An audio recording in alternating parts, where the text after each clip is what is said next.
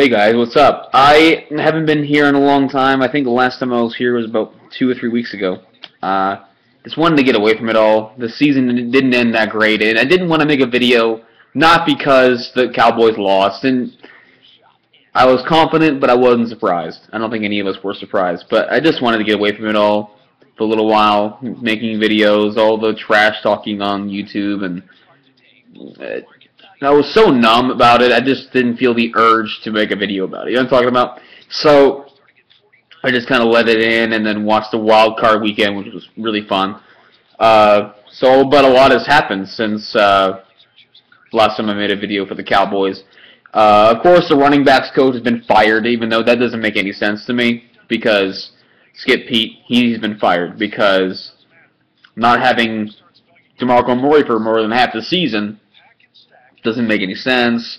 And the fact that there were less rushing attempts in the last season than any season in franchise history, that's a thing on Garrett for not sticking to the run. Sorry, that's not the running back coach's fault. And Felix Jones is made of glass. I don't think that has anything to do with Skip Pete. So I don't really agree with that one. But Rob Ryan was just fired yesterday. And I'm not crying, I swear. I have allergies. but Rob Ryan was fired yesterday, and it sparked a whole debate. And you know, were we in love with his scheme? Not really. But was he the reason why the Cowboys were so bad? Not so bad. The reason why the Cowboys folded this past season? No. It wasn't. You cannot say this was like 2011. Even though each season ended like 8-8, the way 2011 ended on defense is way different than the way 2012 ended on defense. The 2011 defense at the end of the season were so bad, but they were for the most part healthy. Everyone was there, healthy. They just couldn't stop anything. Terrence Newman was healthy. He just couldn't tackle. He couldn't cover. It was so.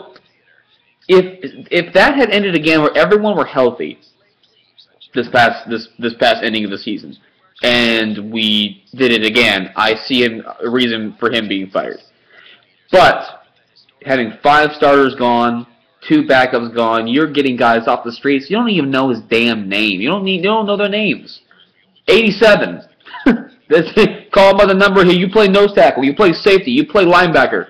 It was bad. When it came to injuries, it was terrible. So I thought the fact that we were bringing guys in off the streets who hadn't played in a long time, Ryan did a hell of a job, really, from stopping a complete and utter meltdown. Were they going to be bad? Yeah, but, you know, I look at that Bengals game and that Pittsburgh Steelers game, and they were being shredded through the entire game, but they came up with the plays that matter most, and they did it again against Washington. Sacked RG3 out of field goal range. We got the ball back. We're down 3 points with 3 minutes left to go, and then we knew what happened, Tony Romo. We knew what happened. So I don't think Rob Ryan should have been fired. The mere fact, and I've said this, it pisses me off, the mere fact that Jason Garrett's still on the team, Rob Ryan is gone, is wrong. It is absolutely wrong. And it just seems like they're finding ways to fire everyone around Jason Garrett that's not named Jason Garrett or Tony Romo. That's just my opinion. Honestly, you know who needs to be fired? And ESPN.com did a segment on this. Why aren't you firing John Garrett, Jason Garrett's brother? Name another tight end, not named Jason Witten, that has been developed and doing well. John Phillips isn't going anywhere, production level. John Hanna is the only one I see legitimate future. He seems like a great tight end, but you saw the failings of Marty B. Now he's doing great in New York. Maybe not great, but he was the #1 tight end option, and he did pretty damn well. You see us not doing anything with John Phillips. And if he sticks around, You may not see a lot with James Hanna. And it almost makes me think, are these coaches playing a favoritism with Jason Witten? I don't mind that they are. Jason Witten is the greatest tight end I've ever seen, and he is my favorite tight end, of course. He's a legend. But you got to develop someone else. And two tight end sets work for a lot of teams. Look at Tom Brady. Do you name a number one wide receiver threat on the Patriots offense? You got Deion Branch, you got Dante Stallworth, I think. You got guys that are fine, but they're not really just threats. You got your big tight ends, Aaron Hernandez and Rob Gronkowski.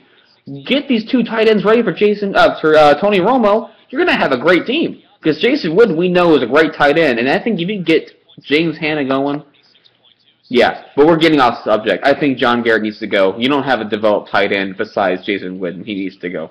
It seems like they're firing everybody that's not named Jason Garrett, and it's wrong. You see that Jerry Jones loves his boy, loves his redheaded Messiah. He needs to go soon. I'm not a fan of getting rid of your coach, or any coach for that matter, longer than 3 years.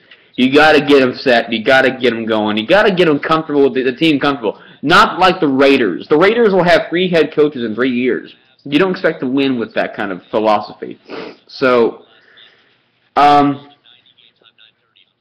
are we going to bring for defensive coordinator? Well, the fact that we've been flirting with a 4-3 defense, even though we have the linebackers for a 3-4 defense, you know, I wouldn't mind Lovie Smith. He's looking for a head coaching job, but if the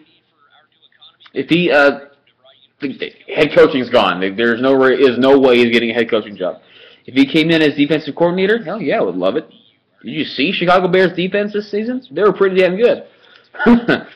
Because one thing, they turn the ball over. Turnovers. They got turnovers, and that's one thing the Cowboys just could not get. They haven't gotten a lot of turnovers in, I want to say, a few years.